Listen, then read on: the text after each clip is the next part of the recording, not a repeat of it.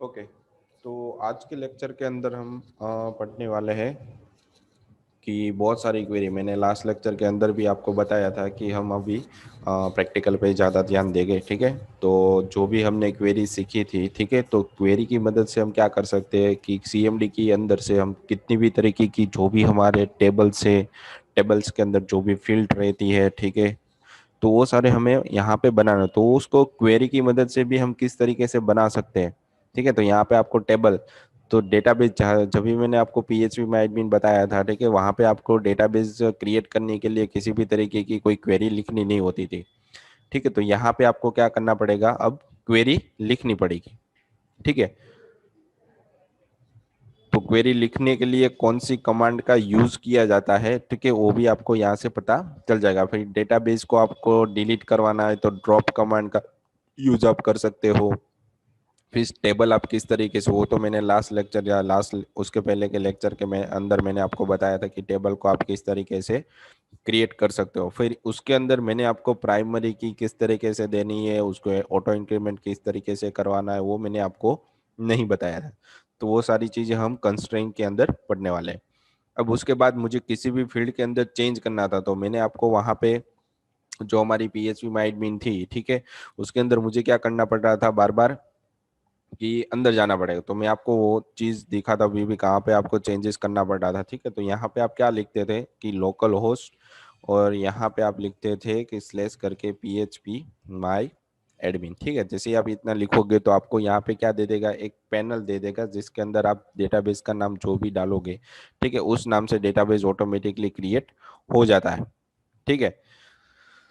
तो यहाँ पे देखो आपके पास डेटाबेस था, तो डेटाबेस का आपको सिर्फ नाम देना है। तो नाम देने के बाद आप उसको क्रिएट करना है, तो उसकी कमांड भी आते हैं। तो वो कमांड किस तरीके से वर्क करती है, तो वो चीज हम इसके अंदर पढ़ने वाले हैं, ठीक है, आज के लेक्चर के अंदर। फिर उसको मैं डिलीट किस तरीके से कर सकता हूँ, तो यहाँ पे डिलीट करने के लिए मुझे क्या करना पड़ेगा कि किसी डेटाबेस को सिलेक्ट करो और उसको यहाँ पे ड्रॉप कर दो। जैसे ड्रॉप करोगे तो जो भी सिलेक्टेड आपने रखा है वो डेटाबेस पूरा डिलीट हो जाएगा। फिर मुझे अगर मैं इस बीसीए के अंदर में गया हूँ, ठीक है, इस डेटाबेस के अंदर, अब इसके अंदर मुझे ये टेबल का नाम बदलना है, तो मुझे क्या करना पड़ेगा कि एडमिन के अंदर जाना पड़ेगा और उसके अंदर यहाँ पे ऑपरेशन में जाना पड़ेगा, ठीक है। तो यहाँ से मैं उसका नाम चेंज कर सकता हूँ। तो वही चीज मुझे यहाँ पे अल्टर के अंदर दी हुई है। मुझे अगर किसी टेबल के अंदर किसी फील्ड का नाम ऑटो इंक्रीमेंट या फिर उसको अंदर किसी भी फॉरेन की को मुझे मेंशन करना है, तो मुझे यहाँ पे कंस्ट्रेंट सीखना पड़ेगा, ठीक है। तो अल्टर टेबल की मदद से आप टेबल का नाम, टेबल की फील्ड, टेबल की डेटा टाइप सारा कुछ चेंज कर सकते हो। जैसे हम स्ट्रक्चर के अंदर करते हैं, स्ट्रक्चर में गए तो मुझे यूजर का नाम बदलना है, तो मुझे यहाँ से चेंज करना पड़ेगा। तो यहाँ पे बैकग्राउंड में सबकी क्या चलती है, एक क्वेरी चलती है। देखो मैं यहाँ से जैसे वन करूंगा ना, तो यूजर नेम की जगह में क्या कर देता, तो यूजर नेम वन, ठीक है। तो यहाँ पे देखो ऊपर क्वेरी चली होगी, alter table admin change user name, ठीक है। वहां पे यूजर नेम क्या हो गया, वन, उसका डेटा टाइप ये हो गया कैरेक्टर सेट, ठीक है। तो इस तरीके से टेबल के अंदर फील्ड भी आप मॉडिफाई कर सकते हो, ठीक है। वैसे ही आपको टेबल का नाम चेंज करना है, तो जैसे आपने टेबल पर क्लिक किया तो ऑपरेशन में गई, ठीक है। और जहाँ पे आप क्या कर रहे हो कि एडमिन वन कर रहे हो, ठीक है, ये टेबल का नाम था, हमें हाँ टेबल का नाम ही बदलना है। तो जैसे मैं यहाँ पे गो करूंगा तो ऊपर देखो एक क्वेरी चलेगी इसकी भी। तो यहाँ पे आपको दिख रहा है देखो, rename table BCA dot admin के अंदर, मतलब बीसीए नाम के डेटाबेस के अंदर एडमिन नाम का टेबल है, उसको मैंने क्या चेंज कर दिया कि रीनेम टेबल, मतलब इसमें से मैंने इसके अंदर इसको ट्रांसफर करवा दिया, ठीक है। तो यहाँ पे आप रीनेम भी कर, तो ये सारी चीजें यहाँ पे क्वेरी आपको ऑटोमेटिकली रन हो रही है, आपको कुछ करना नहीं पड़ रहा, ठीक है। तो वो सारी चीजें हम यहाँ पे मैन्युअली पढ़ने वाले, कस्टमली हम किस तरीके से क्वेरी को क्रिएट कर सकते हैं, ठीक है। तो उसके बारे में हम इस लेक्चर के अंदर पढ़ने वाले हैं। तो हम पढ़ते हैं हमारे क्वेरी की तरफ, ठीक है। उसके प्रैक्टिकल भी हम देखते जाएंगे कि किस तरीके से उसको बनाना है, ठीक है। तो पहले हमारे पास क्रिएट टेबल था, तो क्रिएट टेबल के अंदर उसकी सिंटेक्स किस तरह से आती है, तो ये आपको मेंशन भी करते जाना है। मतलब कहीं पे आप एक तरीके से नोट बना लो, जितनी भी क्वेरी आ रही है, ठीक है, उसके अंदर किस किस तरीके का डेटा आपको चेंज करना है, ठीक है। तो कौन सी क्वेरी लगानी पड़ेगी, कौन सा टेबल का डेटा बदलना है, तो आपको कौन सी क्वेरी लगानी, तो इसकी एक नोट डाउन कर लो, क्योंकि आगे आपको बहुत ही ये काम आने वाली है, ठीक है। तो पहले हम क्रिएट डेटाबेस की तरफ चलते हैं। तो क्रिएट डेटाबेस के अंदर इसकी सिंटेक्स, ठीक है, तो यहाँ पे लिखिए क्रिएट डेटाबेस, तो ये दोनों क्या हो गए आपके कीवर्ड हो गए। ठीक है, अगर ये आप नहीं लिख रहे हो तो आपका डेटाबेस के अंदर कभी भी क्रिएट, आपका डेटाबेस कभी भी क्रिएट नहीं होगा। फिर आपको देना है डेटाबेस का नाम, आप अपनी तरीके से कुछ भी नाम यहाँ पे दे सकते हो, जैसे मैंने एग्जाम्पल के फॉर्म में नीचे दिया पे क्रिएट डेटाबेस, ये तो सेम ही है। यहाँ पे आप स्मॉल लिखो या कैपिटल लिखो कोई फर्क पड़ता नहीं है। ठीक है, उसके बाद आपने क्या दे दिया कि डेटाबेस का नाम। ठीक है, तो यहाँ पे मैंने टेस्ट डीबी दिया है ना, तो इसको हम प्रैक्टिकली देखते हैं भाई किस तरीके से अप्लाई कर सकते हैं। तो पहले मुझे क्या करना पड़ेगा कि हमारी जो पैनल थी जैम की उसे ओपन करना पड़ेगा। ठीक है, इस तरीके से आपको दिखेगा और यहाँ पे आपको सेल को ऑन करना पड़ेगा। जैसे आप सेल को ऑन करोगे तो एक आपकी सीएमडी ओपन हो जाएगी। ठीक है, और यहाँ पे आपको उसकी कमांड लिखनी है। तो पहले तो आपको सर्वर चालू करना पड़ेगा डेटाबेस का। ठीक है, तो उसके लिए आपको यहाँ पे क्या लिखना पड़ेगा, यहाँ पे आपको लिखना पड़ेगा माई एसक्यूएल, जो हमने लास्ट में बताया था सर्वर को चालू चालू करने के लिए -h-h लोकल होस्ट, मतलब ये सर्वर का नाम हो गया। उसके बाद यूज़र का नाम भी मुझे यहाँ पे देना है, तो उसके लिए इन लोगों ने मुझे दिया है -u, मतलब यूज़र नेम। यूज़र नेम क्या है हमारे पास, रूट है। जैसे मैं एंटर दूंगा तो हमारा सर्वर यहाँ पे डेटाबेस हमारा रन हो गया होगा सीएमडी के अंदर। ठीक है, अब मुझे यहाँ पे क्या करना है कि मुझे डेटाबेस चेक करनी है कितनी डेटाबेस है मेरे पास। तो यहाँ पे मैं लिख सकता हूँ शो डेटाबेसेस। ठीक है, ये हमने प्रीवियस, ये कमांड हमने प्रीवियस लेक्चर के अंदर भी पढ़ा था। ठीक है, तो यहाँ पे आपको सारी की सारी डेटाबेस दिख रही है। ठीक है, तो डेटाबेस के टेबल आ गए सारा का सारा। ठीक है, तो ये चीज़ आपको कहाँ से दिख रही है, जो हमने PHP MyAdmin है वहीं से फैच करके वो ला रहा है। ठीक है, अब मुझे इसके अंदर से कौन सी टेबल चाहिए, तो मुझे तो नया टेबल ही बनाना है ना। देखो इसके अंदर यूजर्स है, टेस्टिंग है, टेस्ट डीबी है। ठीक है, तो मैं एक नया डेटाबेस बना रहा हूँ, तो उसके लिए मुझे कमांड लिखनी पड़ेगी यहाँ पे क्रिएट डेटाबेस। ठीक है, एस नहीं लगाना, फिर यहाँ पे आपको जो भी डेटाबेस बनाना है उसका नाम देना है। मैं यहाँ पे दे रहा हूँ इलेक्ट्रॉनिक्स। ठीक है, लास्ट में सेमीकोलन। जैसे एंटर दोगे तो यहाँ पे इलेक्ट्रॉनिक्स नाम का डेटाबेस नहीं होगा आपके पास, ई कॉमर्स है। ठीक है, यहाँ पे ई कॉमर्स प्रोडक्ट है, एम्प्लॉय डेटा है। ठीक है, ये 3 नाम है। जैसे मैं यहाँ पे एंटर दूंगा, ठीक है, तो हमारे पास यहाँ पे एक डेटाबेस बन के आ गया होगा। तो मुझे वापस वो देखना है, तो मैं यहाँ पे क्या लिख सकता हूँ, शो डेटा बेसिस। ठीक है, एंटर जैसे ही दूंगा तो यहाँ पे देखो इलेक्ट्रॉनिक्स बन के एक टेबल आ गया, डेटाबेस आ गया। इसके अंदर किसी भी तरीके की कोई टेबल नहीं है, कोई फील्ड नहीं है, कोई कॉलम नहीं है, कुछ भी नहीं है। मुझे इसके अंदर का डेटा या देखना है, तो मुझे यहाँ पे लिखना पड़ेगा यूज इलेक्ट्रॉनिक्स। ठीक है, तो इसके अंदर देखो डेटाबेस चेंज हो रहा है, मतलब यहाँ पे मुझे नाम दिख रहा है। इसके अंदर कौन कौन सी टेबल है देखनी है, तो शो टेबल्स। ठीक है, जैसे एंटर दोगे तो ये क्या दे देगा, एम्प्टी है, मतलब इसके अंदर किसी भी तरीके की कोई टेबल अभी नहीं है मेरे पास। ठीक है, तो मुझे इसके अंदर टेबल बनानी है, तो उसके लिए हम वापस हमारे पीपीटी के अंदर जा रहे हैं। ठीक है, तो ये डेटाबेस आपको पता चल गया किस तरीके से डेटाबेस बनाते हैं। तो उसके लिए कमांड यहाँ पे आती है क्रिएट डेटाबेस और टेबल डेटाबेस का नाम। ठीक है, उसके बाद डेटाबेस को मुझे डिलीट करना है, मतलब परमानेंटली उसके अंदर जो भी डेटा रहेगा, जो भी कॉलम रहेगी, सारा का सारा डेटाबेस मुझे डिलीट कर देना है। ठीक है, परमानेंटली। तो बैकअप आप कहीं भी, फिर आप उसको कभी भी एक्सेस नहीं कर सकते, मतलब वो कभी भी आपको मिलेगा नहीं। ठीक है, तो जैसे ही आप ड्रॉप करते हो किसी भी तरीके के डेटाबेस को, तो फिर वो कभी भी आपको कहीं पर भी नहीं मिलेगा, वो परमानेंटली आपके डेटा में से, मेमोरी में से डिलीट हो जाता है। ठीक है, तो इस तरीके का कमांड आपकी यूज कभी करने का पड़ा तो आपको क्या लिखना है यहाँ पे, ड्रॉप। ठीक है, यहाँ पे क्या लिखना पड़ेगा आपको, ड्रॉप, फिर टेबल डेटाबेस का नाम, ड्रॉप इलेक्ट्रॉनिक्स,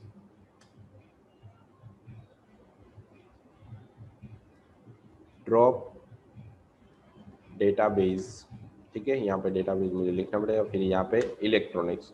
जैसे आप यहाँ पे दोगे इलेक्ट्रॉनिक, तो यहाँ पे देखो हट गया होगा। ठीक है, डेटाबेस यहाँ से चला गया। वापस हम डेटाबेस को चेक करते हैं भाई इसके अंदर डेटाबेस है कि नहीं है। ठीक है, तो यहाँ पे देखो इलेक्ट्रॉनिक्स नाम का डेटाबेस आपको नहीं मिलेगा। ठीक है, हट गया ना। ठीक है, तो इस तरीके से आप क्या बना सकते हो, डेटाबेस को क्रिएट कर सकते हो और डेटाबेस को परमानेंटली डिलीट कर सकते हो। ठीक है। इसके बाद आपको जैसे ही आप डेटाबेस डिलीट करोगे तो उसके बाद कभी भी आपको डेटा मिलने वाला नहीं है। ठीक है। तो अब मैं क्या करने वाला हूँ कि वापस उसी तरीके का डेटाबेस में बना रहा हूँ। ठीक है। तो यहाँ वापस मुझे यहाँ पे लिखना पड़ेगा क्रिएट डेटाबेस। ठीक है। यहाँ पे मैं लिख देता हूँ इलेक्ट्रॉनिक्स। वन रो अफेक्टेड आ गया। तो यहाँ पे मुझे सारे के सारे डेटाबेस चेक करवाने हैं, तो मुझे यहाँ पे लिखना पड़ेगा शो डेटा बेसिस। ठीक है। तो यहाँ पे इलेक्ट्रॉनिक्स आ गया। ठीक है। तो वापस आ गया। अब इसके अंदर किसी भी तरीके का टेबल नहीं है, तो मुझे क्या करना पड़ेगा, पहले टेबल बनाना पड़ेगा। तो लास्ट लेक्चर के अंदर भी हमने टेबल बनाया था, किस तरीके से हम बना सकते हैं, तो उसकी सिंटेक्स यहाँ पे मैंने आपको दी हुई है कि क्रिएट टेबल, टेबल का नाम, फिर उसके अंदर कॉलम कौन सी बनानी है और उस कॉलम की यहाँ पे आपको डेटा टाइप लिखनी होती है, मतलब किस तरीके का डेटाबेस आपको टेबल के अंदर, कॉलम के डेटाबेस के अंदर कॉलम बनानी है। ठीक है। तो यहाँ पे उसका एग्जांपल भी आपको दिया है, पर्सन्स नाम का मुझे एक टेबल बनाना है। टेबल के अंदर मेरे पास एक पर्सनल आईडी है, पर्सन आईडी है, लास्ट नेम है, फर्स्ट नेम है, उसका एड्रेस और उसकी सिटी है। तो लास्ट नेम वेरकेर वेरकेर वेरकेर वेरकेर और पर्सन आईडी है वो इंटीजर के फॉर्म में मुझे दी हुई है। तो इसी तरीके का हम शायद टेबल बना रहे हैं हमारे इलेक्ट्रॉनिक्स के अंदर। ठीक है। तो इलेक्ट्रॉनिक्स के अंदर मैं पर्सन का नहीं बना रहा हूँ, यूजर का बना रहा हूँ। ठीक है। तो पहले मुझे उस टेबल डेटाबेस को यूज तो करना पड़ेगा इलेक्ट्रॉनिक्स। तो मुझे यहाँ पे क्या लिखना पड़ेगा, यूज इलेक्ट्रॉनिक्स। ठीक है। तो हम अंदर आ गए। तो यहाँ पे मेरा मेरा जो भी डेटाबेस होगा उसका नाम यहाँ पे सिलेक्ट होके आ गया होगा। अब इसके अंदर मुझे टेबल बनाना है, तो उसके लिए मुझे कमांड लिखनी पड़ेगी क्रिएट टेबल, टेबल का नाम यूजर्स। ठीक है। और उसके अंदर जो भी आपको फील्ड देनी है वो, तो मैं यहाँ पे दे देता हूँ यूजर आईडी। ठीक है। यूजर आईडी में दे रहा हूँ यहाँ पे इंटीजर, फिर उसके बाद उसका नेम। ठीक है। उसका मैं दे रहा हूँ नेम। तो नेम किस फॉर्म में होगा मेरे पास, वेर का, तो उसकी लेंथ भी मुझे यहाँ पे देनी पड़ेगी। उसके बाद उसका फ़ोन नंबर है। ठीक है। तो फ़ोन नंबर भी मेरे पास यहाँ पे इंटीजर में लिख सकता हूँ या फिर वेरकर के अंदर भी मैं लिख सकता हूँ। मैक्सिमम 20 कैरेक्टर हम इसके अंदर दे सकते हैं। फिर उसका ईमेल। ठीक है। तो ईमेल भी मेरे पास वेरकर के फॉर्म में रहने वाला है, तो मैं यहाँ पे उसकी लेंथ 200 दे रहा हूँ। फिर मैंने यहाँ पे टेबल को ख़त्म कर दिया। सेमीकोलन जैसे एंटर दूंगा तो एक टेबल कहाँ पे जनरेट किया होगा, इलेक्ट्रॉनिक्स नाम के डेटाबेस के अंदर ये यूजर्स नाम का टेबल जनरेट हुआ होगा। देखना है उस टेबल को, तो यहाँ पे आप शो टेबल्स, मतलब जितने भी टेबल्स होंगे इलेक्ट्रॉनिक्स के अंदर वो सारे के सारे आपको दिखाई देंगे। तो यहाँ पे आपके पास एक ही टेबल है। अब इस फील्ड टेबल के अंदर यूजर्स के अंदर कितनी फील्ड है वो देखनी है, तो यहाँ पे आपको लिखना पड़ेगा डिस्क्राइब, डिस्क्राइब यूजर्स।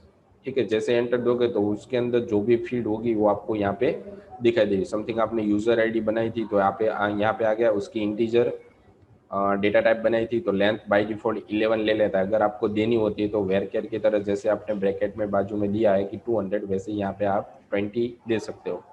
ठीक है। नल है तो यहाँ पे नल हो सकता है, नेम है, वेर केयर आ गया, फोन आ गया, ईमेल आ गया। तो इस तरीके की डेटा टाइप यहाँ पे क्रिएट होगी। ठीक है। अब इसके साथ कंस्ट्रेंट भी हम यूज कर सकते हैं। कंस्ट्रेंट मतलब क्या हो गया कि इसको मुझे यूजर आईडी है उसे मुझे प्राइमरी की बनाना, मतलब इसके अंदर कभी भी डुप्लीकेट डेटा नहीं आना चाहिए। ठीक है। और दूसरी बात, मुझे इसके अंदर ऑटो इंक्रीमेंट, मतलब दूसरा जैसे ही मैं नेक्स्ट रिकॉर्ड में ऐड करूंगा तो ऑटोमेटिकली 1 2 3 4 ऐसे रिकॉर्ड मेरे इंसर्ट होते रहेंगे।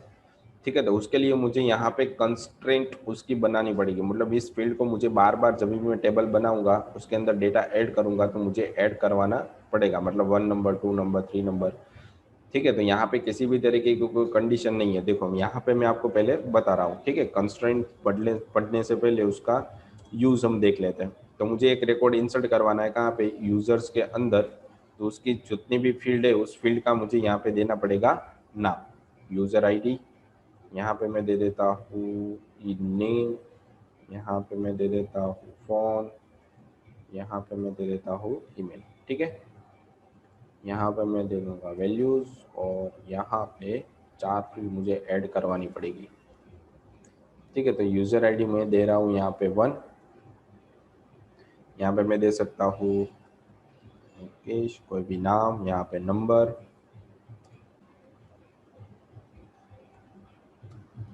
ठीक है, और यहाँ पे मैं ईमेल आईडी m@gmail.com, ठीक है। जैसे मैं एंटर दूंगा तो वन रो इंसर्ट हो जाएगी, ठीक है। वापस मैं इसको जैसे ही अप एरो क्लिक करूंगा तो हमारी प्रीवियस क्वेरी हमें यहाँ पे दिखाई देगी। अब मैं इसके अंदर वन ही रख रहा हूँ, इसके अंदर चेंज नहीं कर रहा हूँ, फिर उसका नाम यहाँ से मैं चेंज कर रहा हूँ, ठीक है। यहाँ पे मैं दे रहा हूँ, यहाँ पे मैं दे रहा हूँ एस। जैसे एंटर दूंगा तो वन रो इंसर्ट हो जाएगी। इसके अंदर कितने रिकॉर्ड इंसर्ट हुए हैं देखने के लिए मुझे लिखना पड़ेगा सिलेक्ट स्टार फ्रॉम यूजर्स, ठीक है। तो यहाँ पे जितने रिकॉर्ड हो गए मैंने ऐड किए तो आ गए। देखो यहाँ पे यूजर आईडी क्या आ रही है, यूनिक नहीं आ रही है, सेम आ रही है ना। तो ये मुझे बार बार ऐड करना, अगर मैं यहाँ पे इस तरीके से ऐड करूंगा, ठीक है, मैं यूजर आईडी ऐड ही नहीं कर रहा हूँ तो वो क्या ले लेगा, बाय डिफॉल्ट नल ले लेगा, ठीक है। यहाँ पे मैं यूजर आईडी ऐड ही नहीं करवा रहा हूँ तो बाय डिफॉल्ट वो क्या ले लेगा, नल। देखो यहाँ पे क्या आ गया, नल आ रहा है। तो ये मुझे अपनी तरीके से नहीं ऐड करवानी है, वो सिस्टम ऑटोमेटिकली इंक्रीमेंट करवाए और इसके अंदर डुप्लीकेट डेटा ना आने दे, उसके लिए मुझे इसके अंदर थोड़े कंस्ट्रेंट मतलब रूल्स उसको देने पड़ेंगे जब हम टेबल बनाते हैं उसी टाइम पे। जैसे मैंने यहाँ पे टेबल बनाया तो उसी टाइम पे मैंने क्या दे दिया, उसका डेटा टाइप दिया हुआ है पर उसके अंदर उसका रूल्स डिफाइन नहीं किया, कंस्ट्रेंट डिफाइन नहीं किया हुआ, ठीक है। तो उसको डिफाइन करने के लिए मुझे क्या करना पड़ेगा, पहले तो मुझे उसकी कंस्ट्रेंट पढ़नी होगी, ठीक है। तो मैं आपको उसके कंस्ट्रेंट किस तरीके से होते हैं वो मैं पहले आपको दिखा देता हूँ, ठीक है। तो यहाँ पे देखो कंस्ट्रेंट आपको दिया हुआ है, ठीक है। अब कंस्ट्रेंट के अंदर किस तरीके से कंस्ट्रेंट लगाई जाती है,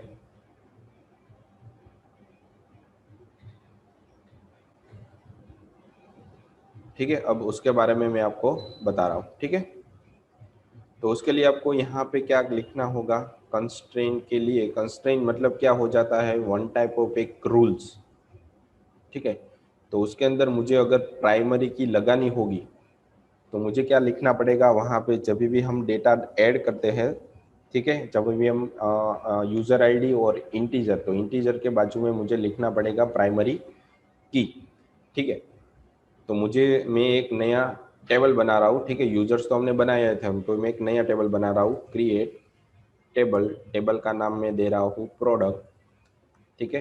प्रोडक्ट के अंदर मैं एक फील्ड बना रहा हूँ प्रोडक्ट आईडी, उसकी डेटा टाइप इंटीजर, ठीक है। तो ये नल नहीं होना चाहिए, तो यहाँ पे मैं दे रहा हूँ पहली बात तो नॉट नल, तो ये हमारा फर्स्ट कंस्ट्रेंट हो गया, मतलब वो कभी भी ब्लैंक नहीं होगा, ठीक है। तो ये आपकी फर्स्ट कंस्ट्रेंट हो गई। उसके बाद क्या आपको देना है कि वो यूनिक होना चाहिए, ठीक है। मतलब कभी भी मैं प्रोडक्ट आईडी ऐड करूँ तो ऑटोमेटिकली वो एक ही प्रोडक्ट आईडी पे दूसरी प्रोडक्ट मुझे ऐड करने नहीं देना, मतलब उसकी आईडी है वो यूनिक रहनी चाहिए, ठीक है। तो उसके लिए मुझे यहाँ पे क्या करना पड़ेगा कि उसके बाजू में एक मुझे इंटीजर आईडी देनी पड़ेगी, मतलब इस तरीके से मुझे देना पड़ेगा यहाँ पे प्राइमरी की, इस तरीके से मेंशन मुझे करना पड़ेगा। तो ये प्रोडक्ट आईडी हमारी क्या हो गई, वन टाइप ऑफ यूनिक हो गई। इसके अंदर अब हम कभी भी डुप्लीकेट डेटा नहीं डाल सकते। यहाँ पे देखो वन है तो वापस मैं वन डाल सकता हूँ, ठीक है। अगर मैं यहाँ पे प्रोडक्ट, मैंने यहाँ पे प्राइमरी की दे दी है तो मैंने एक बार यहाँ पे प्रोडक्ट आईडी वन दे दी तो दूसरी बार कभी भी यहाँ पे वन डाल नहीं सकता।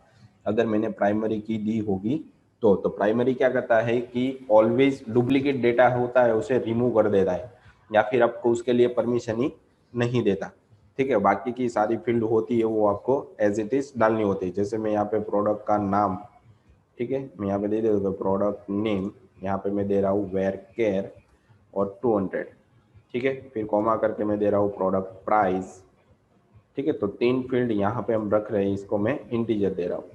जैसे मैं सेमीकोलन एंटर दूंगा तो प्रोडक्ट नाम की टेबल हमारी बन गई होगी, ठीक है। तो हम देख सकते हैं भाई डिस्क्राइब प्रोडक्ट, जैसे मैं एंटर दूंगा तो उसके अंदर कौन कौन सी फील्ड है वो मुझे दिखाई देगी। देखो यहाँ पे क्या है, प्रोडक्ट आईडी इंटीजर है, नल नहीं होनी चाहिए, मतलब ब्लैंक होगी तो चलेगी नहीं। उसके अंदर प्राइमरी की, देखो यहाँ पे की सेट हो गई ना, PRI, तो यहाँ पे देखो इस तरीके की कोई की यहाँ पे मेंशन नहीं है, डिफॉल्ट क्या होगा, ये नल होगा, ठीक है। बाय डिफॉल्ट इसके अंदर डेटा स्टोर कराओगे तो नल होगा। अब मैं देखो इसके अंदर डेटा ऐड करवा रहा हूँ, ठीक है। डेटा हम इसके अंदर इंसर्ट कर रहे हैं, तो हमें सेम डेटा जब हम इंसर्ट करेंगे तो मुझे किस तरीके से डेटा दे रहा है, ठीक है, मुझे किस तरीके की एरर दे रहा है वो मुझे दिखाएगा। तो यहाँ पे मैं प्रोडक्ट आईडी मुझे डालने की कोई ज़रूरत ही नहीं है, ठीक है। यहाँ पे मैं डालना चाहता हूँ तो भी मैं ऐड कर सकता हूँ। तो मैं यहाँ पे प्रोडक्ट बैकवर्ड कोड के अंदर मुझे यहाँ पे देना पड़ेगा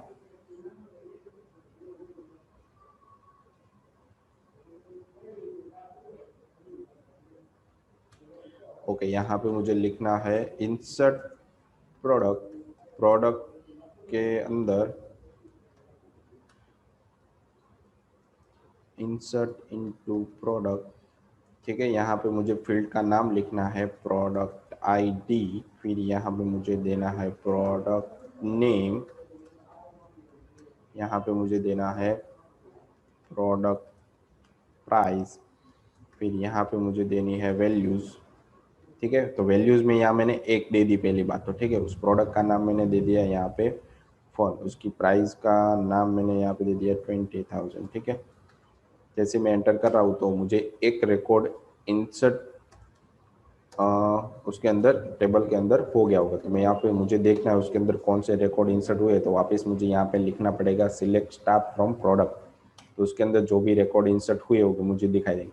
अब देखो यहाँ पे 1 आ रहा है ना, अब मैं वापस से यही क्वेरी अटैच कर रहा हूँ और उसके अंदर ये जो प्रोडक्ट के नाम थे वो मैं सिर्फ चेंज कर रहा हूँ। तो यहाँ पे मैं दे रहा हूँ सिर्फ MI और यहाँ पे मैं दे रहा हूँ 3,000, ठीक है। जैसे मैं एंटर दूंगा तो मुझे क्या दे देगा, एक एरर दे रहा है, मतलब डुप्लीकेट एंट्री की एरर दे रहा है भाई, 1 ऑलरेडी इसके अंदर है, आप 1 नाम का दूसरा रिकॉर्ड यहाँ पे डाल नहीं सकते, तो इसकी प्राइमरी की मुझे यहाँ पे बदलनी पड़ेगी। देखो जैसे मैं यहाँ पे सिलेक्ट करूंगा तो नया रिकॉर्ड उसने इंसर्ट नहीं किया होगा, उसने आपको क्या दे दी, डुप्लीकेट एंट्री, मतलब ये आईडी आप वापस यहाँ पे नहीं डाल सकते, आप कोई और आईडी यहाँ पे ऐड कर सकते हो। तो यहाँ पे मैंने क्या डाल दिया, 1 की जगह पर मैंने यहाँ पे कर दिया 2, तो हमारा डेटा सक्सेसफुली इंसर्ट हो जाएगा, ठीक है। तो ये प्राइमरी की होती है जिसकी मदद से आप कभी भी डुप्लीकेट एंट्री नहीं करवा सकते, तो उसको आप CMD के अंदर से कंस्ट्रेंट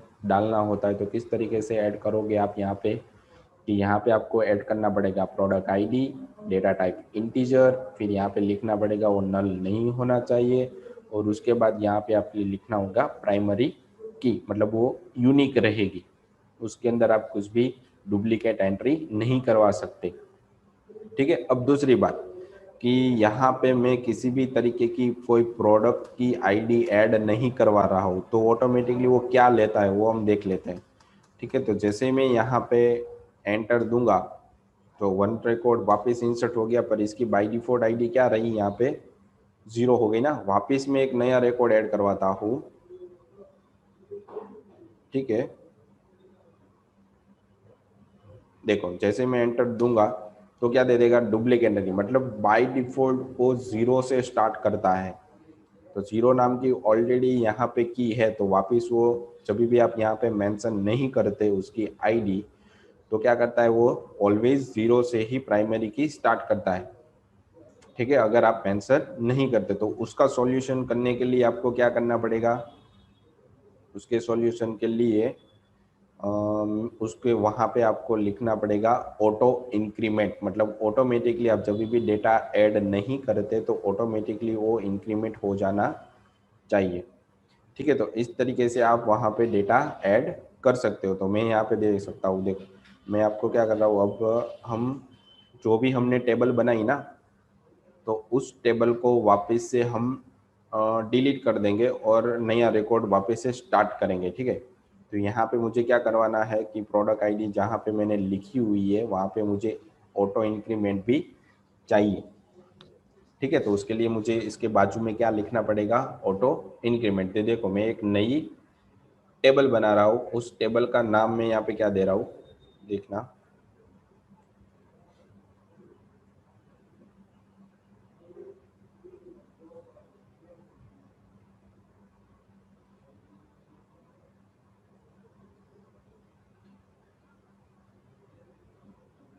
देखो ये रहा प्रोडक्ट है, वहाँ पे मैं क्या लिख सकता हूँ कि प्रोडक्ट की जगह मैं लिख सकता हूँ यहाँ पे स्टूडेंट, ठीक है। और प्रोडक्ट आईडी की जगह पे मैं कर रहा हूँ student ID, integer, not null, primary key होनी चाहिए, उसके साथ ऑटो इंक्रीमेंट। अगर मैं उसके अंदर किसी भी तरीके का डेटा ऐड नहीं करवा रहा हूँ तो ऑटोमेटिकली वो 1 के 2 पे, मतलब लास्ट रिकॉर्ड जहाँ पे होगा उसके बाद का रिकॉर्ड 3 नंबर से स्टार्ट करेगा। ठीक है, अगर मैंने 3 नंबर का रिकॉर्ड है मेरे पास तो 4 नंबर से मतलब वो ऑटोमेटिकली देख लेगा भाई इसके अंदर कौन सी आईडी से मुझे स्टार्ट करना है। तो ये कमांड आपको यहाँ पे देनी पड़ती है। ठीक है, उसके बाद मैं यहाँ पे क्या दे देता हूँ, स्टूडेंट नेम,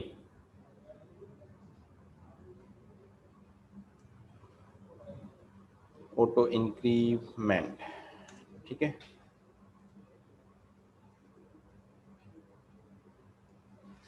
ठीक है, यहाँ पे आपको देनी थी स्टूडेंट नेम और यहाँ पे आपको देनी थी फीस।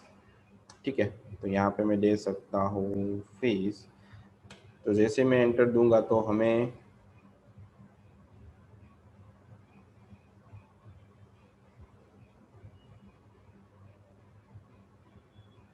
ओके एरर दे रहा है। ठीक है, कहाँ पे दे रहा है वो,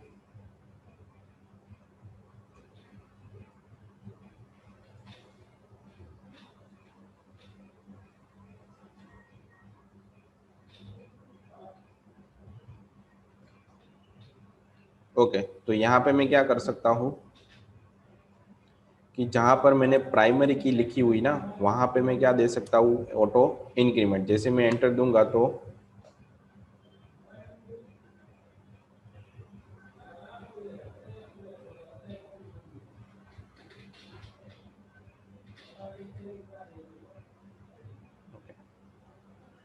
ओके इसके अंदर मिस्टेक थी आई थिंक। ओके, यहाँ पे आपको इसको साथ में ज्वाइन करके रखना पड़ेगा। ठीक है, तो जैसे मैं एंटर दूंगा तो हमारा डेटाबेस टेबल यहाँ पे क्रिएट हो चुका होगा, उसको देखना है आपको। तो यहाँ पे वापस लिखना पड़ेगा डिस्क्राइब स्टूडेंट। ठीक है, तो यहाँ पे देखो एक्स्ट्रा के अंदर आपने क्या डाल दिया, उसके अंदर ऑटो इंक्रीमेंट। अब जब भी स्टूडेंट नाम के टेबल के अंदर डेटा इंसर्ट कर रहे हो तब आपको किसी भी तरीके की कोई स्टूडेंट की आईडी देने की जरूरत नहीं है, ऑटोमेटिकली ग्रैब कर लेगा 1 2 3 4 5 जितना भी नंबर से आपको स्टार्ट करना है। ठीक है, तो यहाँ पे मुझे किसी भी तरीके की कोई फील्ड लिखने की जरूरत नहीं है, मुझे यहाँ पे सिर्फ स्टूडेंट का नाम देना है और उसकी फीस देनी है बस, और कुछ देना नहीं है यहाँ पे। ठीक है, और डायरेक्टली मुझे क्या करना है, उसकी वैल्यू ऐड यहाँ पे करवा देनी है। जैसे मैंने यहाँ पे नाम दे दिया। ठीक है, और यहाँ पे मैं दे रहा हूँ उसकी फीस। ठीक है, तो जैसे मैं एंटर दूंगा तो हमारे एक रिकॉर्ड इंसर्ट हो गया, और इंसर्ट होने के साथ ठीक है हमने यहाँ पे स्टूडेंट आईडी के अंदर कोई भी डेटा तो ऐड नहीं किया, तो ऑटोमेटिकली वो एक से स्टार्ट होता है। अगर मैं यहाँ पे दूसरा कोई रिकॉर्ड ऐड यहाँ पे करवा रहा हूँ तो ऑटोमेटिकली क्या हो जाएगा, वो ग्रेप कर लेगा भाई उसके अंदर लास्ट आईडी कौन सी थी, 1 थी, तो अब नया रिकॉर्ड किस पे पड़ेगा, उसकी स्टूडेंट आईडी 2 पे पड़ेगी। ठीक है, तो वापस मैं यहाँ पे आपको दिखा सकता हूँ कि उसकी आईडी क्या होगी, यहाँ पे 2। तो इसके अंदर कभी भी डुप्लीकेट एंट्री नहीं हो सकती। अगर आपने यहाँ पे मैन्युअली भी ऐड करना चाहा तो वो क्या कर देगा, वन टाइप ऑफ आपको एक एरर दे देगा। जैसे मैं यहाँ पे कर रहा हूँ स्टूडेंट आईडी, आपने इस तरीके से कभी उसके साथ फोर्सफुली ऐड करवाने की कोशिश की। ठीक है, यहाँ पे 2 नंबर का मुझे डेटा ऐड करवाना ही है तो क्या दे देगा, वन टाइप ऑफ आपको डुप्लीकेट एंट्री की एरर देगा। मतलब डुप्लीकेट एंट्री आप इसके अंदर कभी भी डाल नहीं सकते। तो ये क्या हो गई, हमारी वन टाइप ऑफ एक कंस्ट्रेंट हो गया। ठीक है, ये वन टाइप ऑफ क्या हो गया, हमारा कंस्ट्रेंट हो गया। कंस्ट्रेंट का मतलब क्या हो जाता है कि रूल्स, मतलब उसके साथ मुझे किस किस तरीके के रूल्स लगाने हैं। ठीक है, तो ये हमारे कंस्ट्रेंट है, इसके साथ बहुत सारे कंस्ट्रेंट आते हैं जो हम आगे पढ़ने वाले हैं। ठीक है, अब मुझे क्या करवाना है कि अल्टर टेबल। ठीक है, अल्टर का मतलब क्या हो गया कि मेरे पास यहाँ पे मैंने आपको जैसे बताया कि मुझे टेबल का नाम बदलना है, उसकी कॉलम का नाम बदलना है, उसका स्ट्रक्चर के अंदर नाम बदलना है। ठीक है, उसकी फील्ड का नाम बदलना है, या फिर मुझे कुछ भी चेंजेस करना हो तो वो अल्टर कहते हैं। ठीक है, तो अल्टर का मतलब क्या हो जाता है कि उसके अंदर ओके एक और वे है, जैसे यहाँ पे क्रिएट टेबल, मतलब दूसरे टेबल की मदद से आपको एक नया टेबल बनाना है। ठीक है, तो अल्टर टेबल से पहले हम जो भी हम क्रिएट टेबल बना रहे थे ना, ठीक है, तो उसके अंदर हम थोड़ा एक नई चीज आई है तो वो देख लेते हैं। ठीक है, तो टेबल की मदद से हम नया टेबल बनाना है, पर उसके अंदर से कौन सी फील्ड आपको चाहिए। ठीक है, जैसे कि मैंने यहाँ पे क्या बनाया है कि दो फील्ड हमारे पास है। ठीक है, कौन से टेबल में, स्टूडेंट के टेबल। अब मुझे नया टेबल बनाना है, स्टूडेंट का नहीं, पेरेंट्स का। तो सिलेक्ट, मुझे क्या बनाना है, एक नया टेबल, क्रिएट टेबल पेरेंट। ठीक है, और उसके अंदर सिर्फ स्टूडेंट के नाम ही चाहिए और कुछ नहीं चाहिए मुझे। ठीक है, तो नया टेबल भी बन जाएगा और उसके अंदर डेटा भी स्टूडेंट का वाला जो पुरानी टेबल है उसके अंदर से ऑटोमेटिकली ग्रैब कर देगा। ठीक है, तो वहां से डेटा आ भी जाएगा, नया टेबल भी बन जाएगा और डेटा इंसर्ट भी हो जाएगा। तो हमें ये तीन चीज लिखने की जरूरत नहीं, ऑटोमेटिकली सारा कुछ सेट हो जाएगा। अगर मुझे दूसरे टेबल में से डेटा चाहिए तो उसके लिए यहाँ पे क्या लिखा हुआ है, आपको एक सिंटेक्स ली हुई है उसकी कि create table using another table. मतलब दूसरे टेबल की मदद से हमें टेबल बनाना है, उसके अंदर जो डेटा था, ठीक है, उसमें से कौन सी फील्ड चाहिए तो वो आपको यहाँ पे लिखनी है। तो यहाँ पे लिखा हुआ है, देखो, क्रिएट टेबल, टेबल का नाम। ठीक है, नया टेबल बनाने का, जो भी आप नया टेबल बना रहे हो उसका नाम यहाँ पे देना है। फिर यहाँ पे एज करके क्या लेना है कि सिलेक्ट, मतलब पुराने टेबल में से जो भी आपको फील्ड चाहिए वो यहाँ पे आप लिख सकते हो। ठीक है, जैसे मैं आपको यहाँ पे बता रहा हूँ, देखो कि मुझे ये स्टूडेंट वाले टेबल के अंदर से, स्टूडेंट वाले टेबल के अंदर से मुझे सिर्फ स्टूडेंट के नेम ही चाहिए। ठीक है, तो मुझे क्या करना पड़ेगा, और नया टेबल भी बनाना है। तो क्रिएट टेबल, टेबल का नाम मैं यहाँ पे दे रहा हूँ पेरेंट। ठीक है, फिर मुझे यहाँ पे देना है एज, और यहाँ पे आपको क्वेरी लिखनी है सिलेक्ट, जो भी आपको फील्ड चाहिए। ठीक है, स्टूडेंट नेम, जो यहाँ पे जिस टेबल में से आपको डेटा चाहिए उस कॉलम का यहाँ पे जो भी नाम यहाँ पे मेंशन है वही यहाँ पे आपको लिखना है। ठीक है, select student name from table का नाम स्टूडेंट। जैसे आप इंटर करोगे तो पेरेंट नाम का टेबल बन गया होगा। ठीक है, आपको देखना है भाई इलेक्ट्रॉनिक्स के अंदर कितने टेबल हमने बनाए, तो शो टेबल्स जैसे आप लिखोगे तो सारे टेबल यहाँ पर आपको मेंशन करके दे देंगे। 4 टेबल हमने बनाए, यूजर का, स्टूडेंट, पेरेंट्स और प्रोडक्ट। तो मुझे पेरेंट्स वाला टेबल मैंने अभी जस्ट बनाया, किसकी मदद से, स्टूडेंट वाले टेबल की मदद से। उसके अंदर जो रिकॉर्ड थे वो भी मुझे मिलने चाहिए। तो मैं यहाँ पे क्वेरी लिख सकता हूँ सिलेक्ट स्टार फ्रॉम पेरेंट।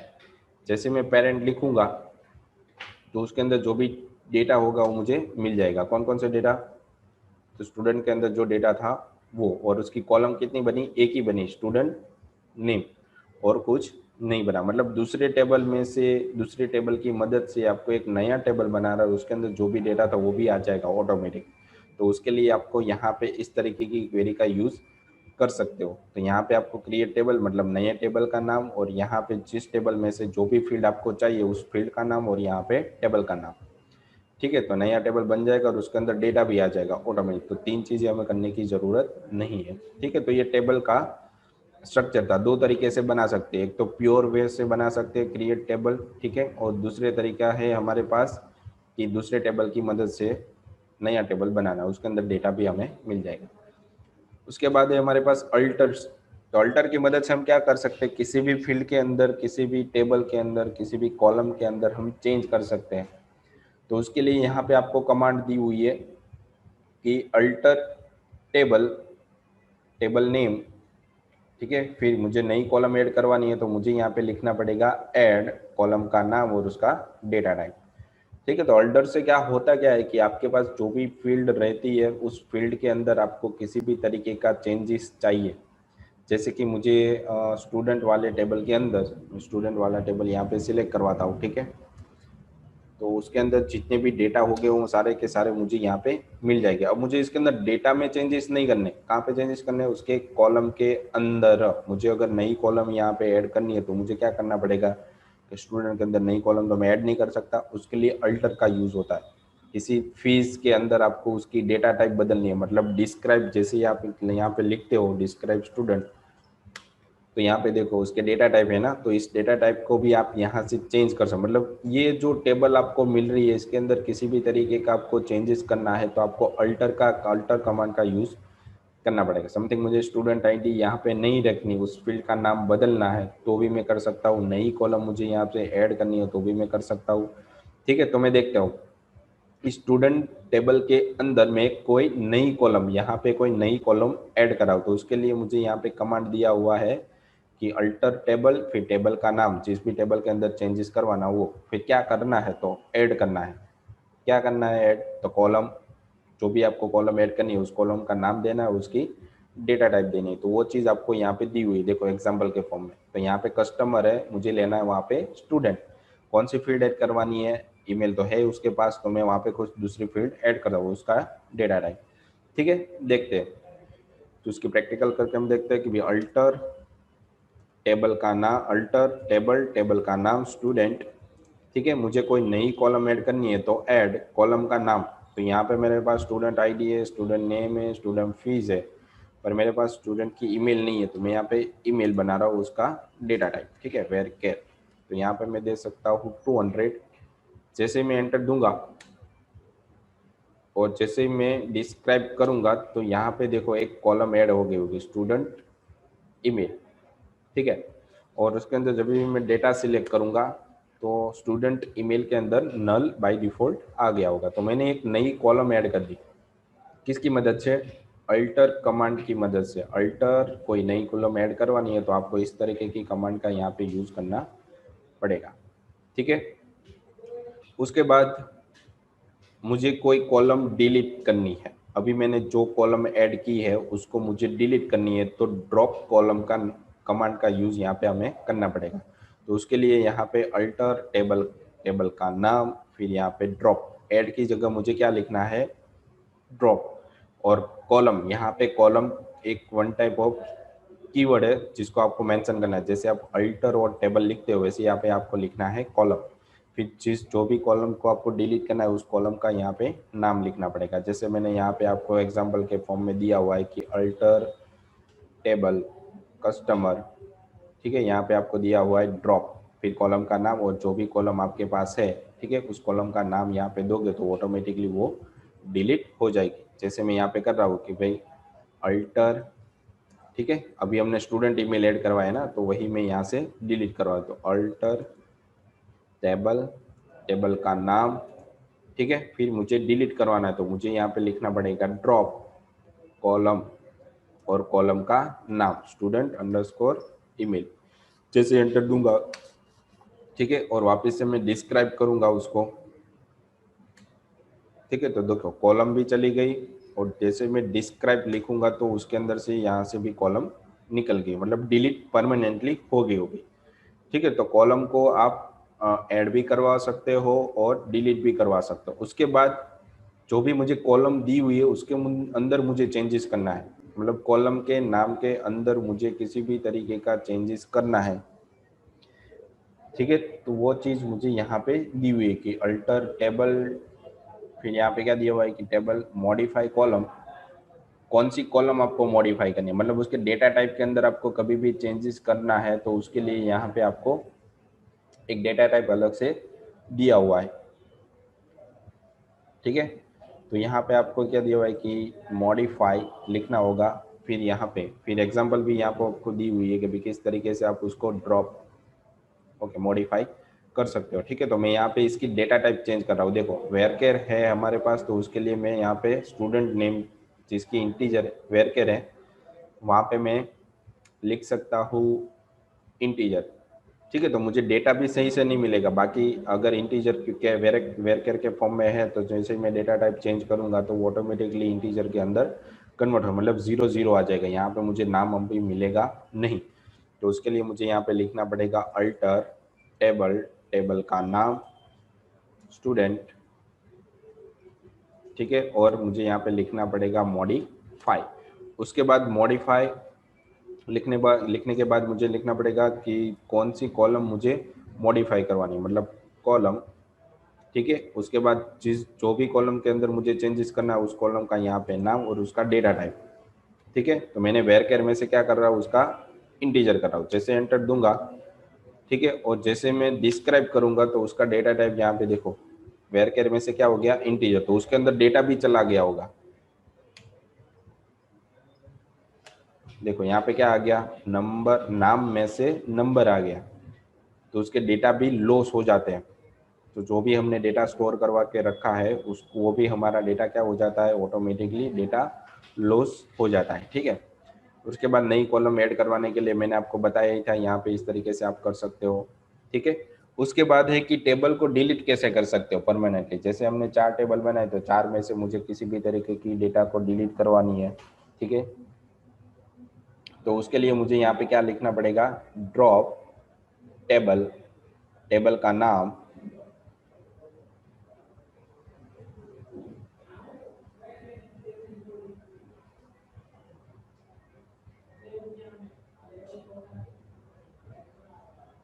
ठीक है, टेबल और टेबल का नाम। तो इसके लिए मुझे यहाँ पे लिखना पड़ेगा ड्रॉप टेबल, टेबल का नाम। तो मैं यहाँ पे स्टूडेंट नाम के टेबल को डिलीट कर रहा हूँ परमानेंटली।